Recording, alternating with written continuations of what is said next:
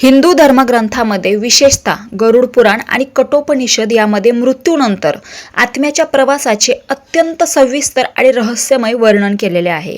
सनातन धर्मानुसार मृत्यू हा केवळ शरीराचा अंत आहे, आत्म्याचा नाही.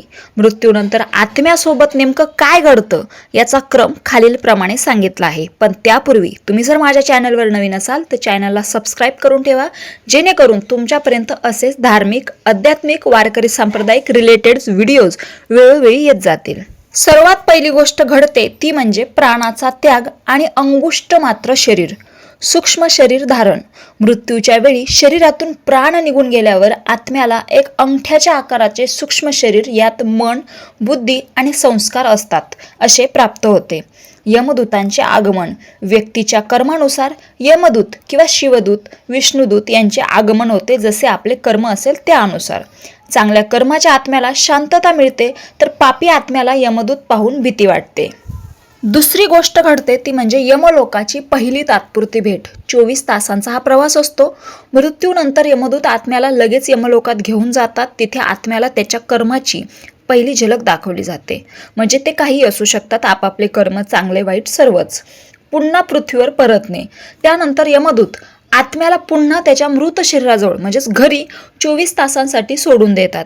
या काळात आत्मा आपल्या नातेवाईकांच्या भोवती फिरतो आणि शरीरात पुन्हा पुन्हा जाण्याचा प्रयत्न करतो, पण पाश तुटल्यामुळे ते शक्य होत नाही. बघा, एखादा व्यक्ती घरात एक्सपायर झाल्यानंतर तेवढ्या 2 ते 3 दिवसामध्ये आपल्याला सतत त्याची आसपास म्हणजे ते शरीर आपल्या आसपास आहे असं आपल्याला जाणवतं. ते खरं असतं, कारण की तो तेवढ्या 2 दिवसासाठी कुठेही गेलेला नसतो. मुळात तो 13 दिवसांसाठीच गेलेला नसतो, ते पण मी पुढे सांगेल. पण 2 ते 3 दिवस त्याची जास्त आपल्याला जाणीव होत असते. तो वारंवार 13 दिवसामध्ये वेगवेगळ्या ठिकाणी आपापल्या आप्तेष्टांजवळ जाऊन, त्यांच्या स्वप्नात जाऊन दृष्टांत देत असतो, त्यांना जाणीव करून देत असतो की मलाही त्रास होत आहे. वेगवेगळ्या पद्धतीने तो संपर्क साधण्याचा प्रयत्न करत असतो, फक्त अदृश्य रूपात असतो, त्यामुळे आपल्याला ते समजत नाही. तिसरी गोष्ट घडते ती म्हणजे 13 दिवसांचा मुक्काम आणि पिंडदान.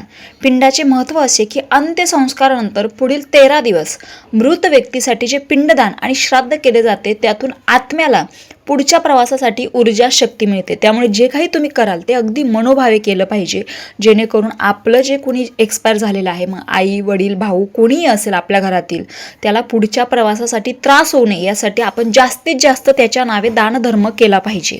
13व्या दिवशी प्रस्थान. 13व्या दिवशी सर्व विधी पूर्ण झाल्यावर यमदूत आत्म्याला घेऊन पुन्हा यमलोकाच्या अंतिम प्रवासाला निघतात. बऱ्याच ठिकाणी 13व्या दिवशी त्या मृत व्यक्तीच्या नावे ब्राह्मणाला म्हणा किंवा एखादा उपास करू म्हणून जो आपण एखादा व्यक्ती ठेवतो, स्त्री असेल तर स्त्री ठेवतो, पुरुष असेल तर पुरुष ठेवतो, त्या स्त्रीला, त्या व्यक्तीला आपण छत्री, चपला, त्यांना ड्रेस, सर्वच गोष्टी आपण दान करतो. त्याचं कारण म्हणजे पुढचा जो वर्षभराचा त्या व्यक्तीचा प्रवास असेल मृत्यूनंतरचा, त्यामध्ये त्याला जिथे कुठेही अडचणी येतील, मग पुढे खूप साऱ्या प्रकारच्या त्यांना वैतरणा नदी असेल किंवा अजून काही कष्ट त्यांना भेटत असेल, तिथे त्यांना त्या मार्गात अडथळे निर्माण होऊ नये यासाठी आपण दान धर्म केला पाहिजे. चौथी गोष्ट आता होतो यमलोकाचा 47 दिवसांचा कठीण प्रवास, तो म्हणजे वैतरणी नदी. हे तर आपण सर्वांनीच बऱ्याचदा ऐकलं असेल. यमलोकाचा रस्ता अतिशय खडतर मानला जातो.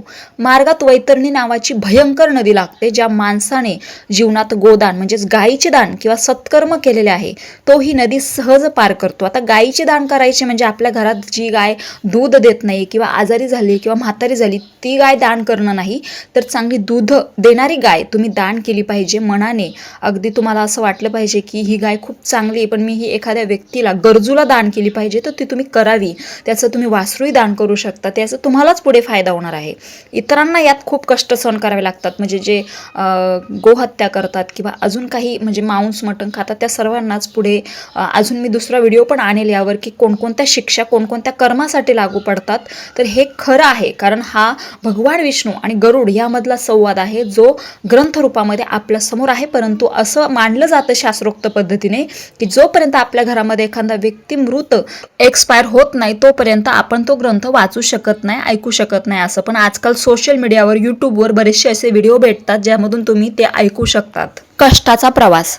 गरुड पुराणानुसार हा प्रवास पूर्ण करण्यासाठी आत्म्याला साधारण 47 दिवसाचा कालावधी लागतो. आता सर्वांच्या परिचयाची गोष्ट म्हणजे 5वी चित्रगुप्त आणि कर्माचा हिशोब. न्यायसभा यमलोकात पोहोचल्यावर आत्मा यमराजाच्या दरबारात हजर होतो. बहीखाता म्हणजे तिथे भगवान चित्रगुप्त त्या व्यक्तीने पृथ्वीवर केलेल्या प्रत्येक चांगल्या आणि वाईट कर्माचा म्हणजेच पाप पुण्याचा हिशोब वाचून दाखवतात. 6. अंतिम गती स्वर्ग, नरक किंवा मोक्ष कर्माचा हिशोब झाल्यानंतर यमराज आत्म्याची अंतिम गती ठरवतात. सर्वात पहिले तुमच्या चांगल्या कर्मानुसार तुम्हाला जर स्वर्ग प्राप्ती झाली तर ज्याचे पुण्य जास्त असते त्यांना काही काळ स्वर्गात सुख भोगण्यासाठी पाठवले जाते. नरकवास ज्यांनी महापापे केली आहेत त्यांना त्यांच्या चुकांची शिक्षा भोगण्यासाठी वेगवेगळ्या नरकात पाठवले जाते. पुनर्जन्म स्वर्ग किंवा नरकातील काळ संपल्यानंतर कर्माच्या उरलेल्या भागावरून आत्म्याला पृथ्वीवर 84 लक्ष योनींपैकी प्राणी, पक्षी, मनुष्य इत्यादी कोणताही जी तुमची शेवटच्या वेळेस वासना असते त्यानुसार योग्य त्या योनीत नवीन शरीर मिळते. मोक्ष ज्यांनी जीवनात केवळ निष्काम भक्ती आणि ईश्वर प्राप्ती केली आहे त्यांना जन्म मरणाच्या फेऱ्यातून कायमची मुक्ती मोक्ष मिळतो आणि ते परमात्म्यात लीन होतात. गरुड पुराणावर अजून मी बरेचसे 2-3 व्हिडिओज बनवलेले आहेत, ते तुम्ही चॅनलवर जाऊन चेक करू शकता आणि अशाच माहितीपूर्ण व्हिडिओसाठी आपल्या चॅनलला सबस्क्राईब करून ठेवा. रामकृष्ण हरी.